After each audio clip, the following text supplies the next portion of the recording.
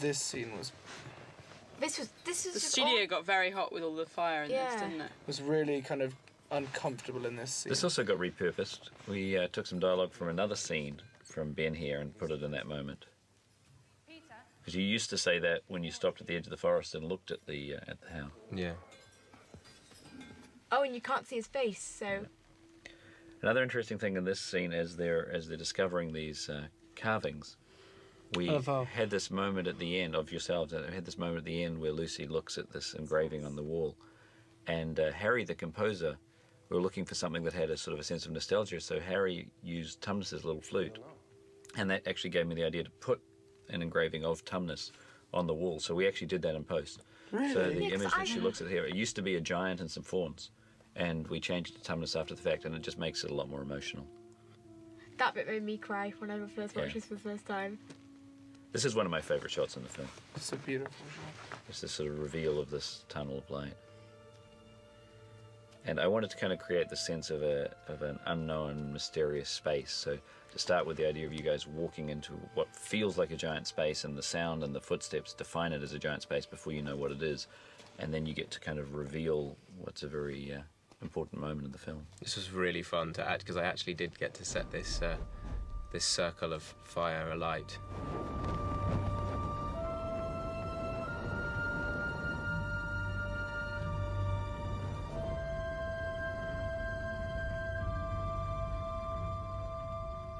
Can I just say they actually cut out Skander's close-up here? Watch, they try and Skander doesn't get it.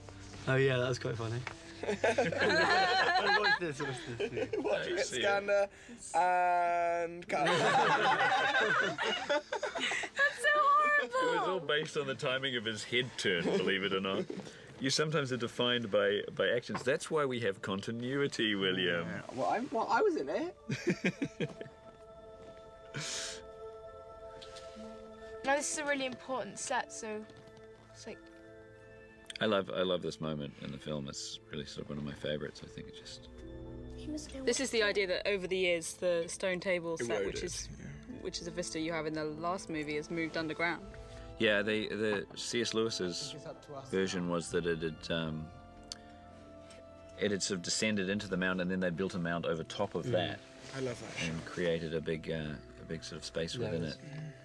So I always thought this was, once upon a time, probably a really sacred meeting place in Narnia, and it has just been forgotten over 1,300 years, and so it's sort of a rediscovery. Now this moment is an option that I shot that I never told you guys about, because when shooting the so-called flirting scene with the archery, which was originally the discovery of the Telmarine soldier. Oh yes, at the end. I just suddenly started to wonder if we really wanted to have that amount of time spent with that kind of scene at this point in the movie as things were starting to heat up. So I actually had second unit shoot that secretly on the sly, because I didn't want you to think that I might be cutting a scene that we were shooting.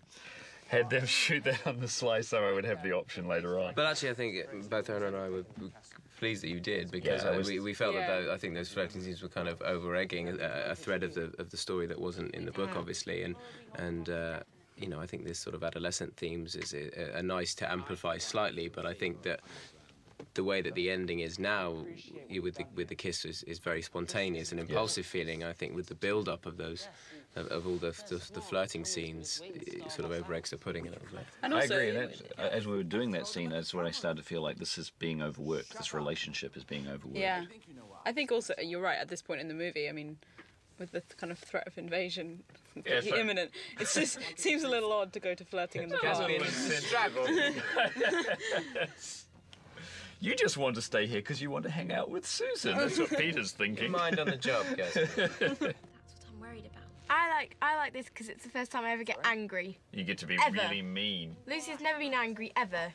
And I remember shouting really loudly and you just saying, calm it down. No, actually it was good. It's quite often a good thing to do is let somebody get really angry and then make them internalise it. It was good. I like that. Look at that. It's like, harsh. Stung. Words. This was a big scene for you, Will, because it was longer originally, wasn't it? Yeah, And you had to kind it was a lot of longer. deal with so many CGI characters as well. So much going on, so many actors, so many CGI characters. You have to like find the tennis ball, find that guy, and And for I actually loved like having a kind of a a different part of Peter for that scene. I haven't worked on that side of him where he's really kind of angry and doesn't really listen to anyone, and inevitably leads to the mistake you're about to see. This was not my favourite sequence to shoot. This was a hard sequence, largely because it was just complicated. It was shot in a combination of some hydraulic people movers that were moving you guys around. There was miniatures that were being shot in Wellington in New Zealand with Weta. And then, you know, there was really complex stunts combined with effects, all shot in the middle of the night when you're really tired. I think that I quite like the shooting at night, but it was the Griffin stuff that I found really? to be a killer. Yeah. Because the Griffins were done pretty much by motion control capture. Yeah. and Motion harnesses. Wish I'd been in the rain. And being in those harnesses was really uncomfortable. You couldn't sit actually. up late at night, Georgie. I had a bedtime. People always ask us in interviews and press about, you know, shooting, you know, you must have shot most of the film in green screen, and I try to explain to them that actually that Griffin scene there is pretty much the only entire green screen scene or, you know, sequence of shots in the whole movie. That was the only one where there was nothing there at all, apart from us. Well, I love Scanner in this opening sequence. He's really heroic.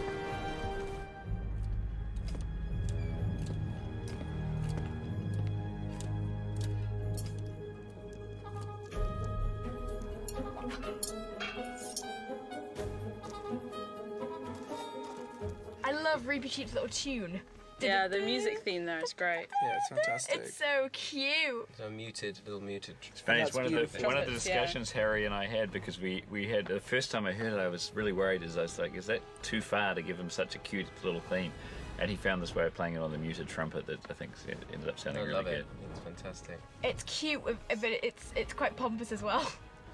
Some of these shots are really quite interesting because they're work from several different facilities. In some cases, 3 different CGI houses and a miniature company were all working on these shots in different parts of the world.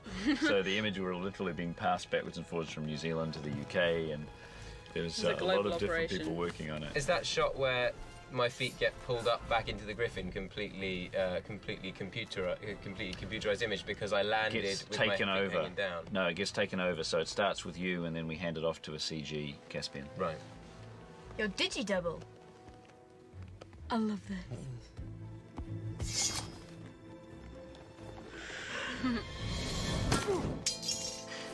The guy's kind of like sleepy.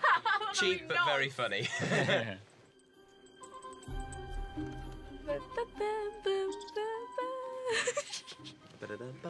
This is actually some of the first Reepicheep work we did, partly because I was still trying to cast the voice as we were getting into starting to develop him and animate him. So I decided to start working on all these sequences first because Reepicheep doesn't say anything for a little while.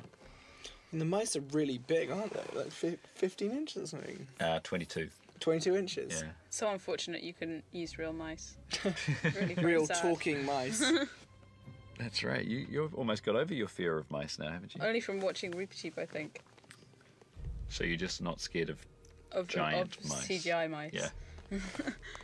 So now this was kind of funny when we did this rope scene because Anna and Andrew, funnily enough, thought that Anna could go up and just slide down kind of easily. So Andrew thought, well, what I'll do it then. So he goes up to a plank. Hold on, He goes up William, to a plank that's literally 15 feet up in the air, walks past the stunt guy and just jumps down with just using his hands to slow himself down.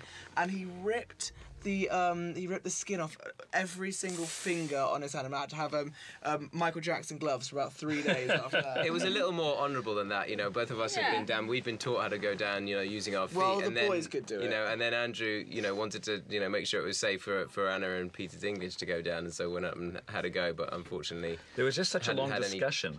There was like an hour-long discussion about whether it was safe or not, and so I thought, well, I'll just find out. And apparently it wasn't. But the funny thing was, the next day you came in with plasters around your fingers, and I said, Andrew, you look like Michael Jackson. And then the next day, because you were conscious of that, you came in with white gloves. I said, well, now you look like Mickey Mouse. I love that. We were allowed to use that Love that joke. That's so funny. That made me laugh out loud in the cinema. Yes, I'm a mouse. That's quite a bloodthirsty little moment, actually. Yes, I'm a mouse. I love that. But it's sort of cancelled out with the comedy effect. So Scand is the now, the south on the balance of life. This is actually I love really this little cool. sequence Yeah, I with the love mice. this. Yeah. That's awesome. Oh, we were expecting someone, you know, taller. You're one to talk. Was that supposed to be irony? I love that line. That was actually one of Eddie's improvs. It was just kind of a lovely throwaway, and I like that. It really worked once they did the animation. Had him just kind of walking away as he said it, made it much more of a throwaway line. This is a really nice moment between you and Vincent. I think he really connects with you when you look at what's going on again in his eyes at the moment. Coming up in these close-ups, I really feel he's just so in the moment. We are giving him your cell. Don't underestimate Miraz as your father did. I think it must really help, you know, I'm sure you guys could comment more on it, but to work with such experienced actors, I think really must just sort of help be in the moment. Absolutely, I was just about to go into that in this scene that's just coming up.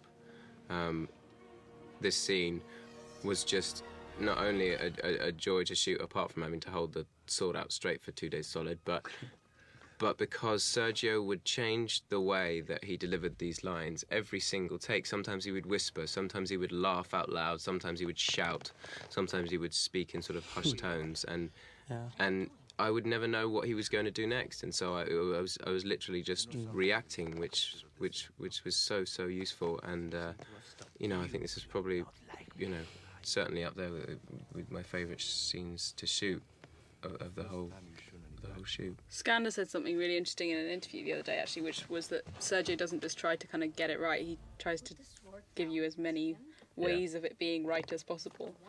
I think it's for me, it was one of the joys of working with an actor who's also a director and also a very experienced actor, is that he was already anticipating what he would want as a director in terms of alternatives and variants and helping me get things out of you guys as actors that just made it so easy for me to kind of let him go like that. Did you kill my father? I think Alicia has a really wonderful presence in this scene too. For somebody who has relatively small amount of screen time, you really get a sense of her arc and really understand her in this moment where I've always thought she knows her husband's not the greatest guy. You know, she knows he's done some bad things, but she's allowed it to happen because it's worked for her, but now he's kind of crossed the line. And I love the moment of revelation that she has there. And the situation that she's in and the way he's manipulating her to do what he needs her to do is, I think, a really interesting situation. We actually initially rigged up a system to be able to have that drop of blood come down his neck, but it was just too much, wasn't it? So eventually you just CGI'd it. Well, it was a continuity nightmare. Yeah, because it would never be the same, and it meant you had to get everything in one take, or else you couldn't use it. But it did work absolutely brilliantly. I never thought it would come gushing out like some awful horror film, but actually it was just one trickle exactly like we'd imagined it. But as you Alexa, who was our script supervisor, had such a big job with continuity on this film, though. I mean, not only did she have kind of us running around changing things all the time, but in sequences like this where there are just so many people, it's so hard to keep track of. And that last shot where Anna shoots that bow, that's one of the only times I've ever seen Anna miss a target with an arrow. Yeah, there's amazing CG arrows. It's really interesting within these sequences how much we're jumping around between first and second unit, and how, you know, a lot of this was shot by Walter, and then a lot of it was shot by John and Milan, our second unit DP, and we had to maintain a continuity throughout, which was also a challenge from one unit to the next. There was a lot more fighting that Skander did that we cut out here. Yeah. I'm sorry, Scandy. It was a good fight. Still look awesome. What I love is I like the fact that he finishes his fight and the only thing he's really worried about is his torch. I love the fact that Peter is running and he says, Edmund, you've got to do this, and he realised that Peter does actually depend on Edmund. Yeah. And when Edmund's not there, he's kind of nothing. It's called characters. I remember though also during this time is that somebody made the mistake of putting on the call sheet, Edmund saves the day. That was with the White Witch scene. That was the White Witch scene. Was that the White Witch scene? That scene. I thought it was here Save when it for the White he Witch slid down the roof. Oh no, I couldn't save many of those. No, it's definitely the White Witch I scene. saved many of those. I just know that we never heard the end of that. Never heard the end of it. I love the build I have here. to savor the moments I do get. Okay, I love Andrew you in Leo. that. I love you in that shot, Scanner, because you. I love that. No, I love the rearing up. It's so powerful, and It she is. does it so well. There's some really complex stuff going on in these scenes. Yeah.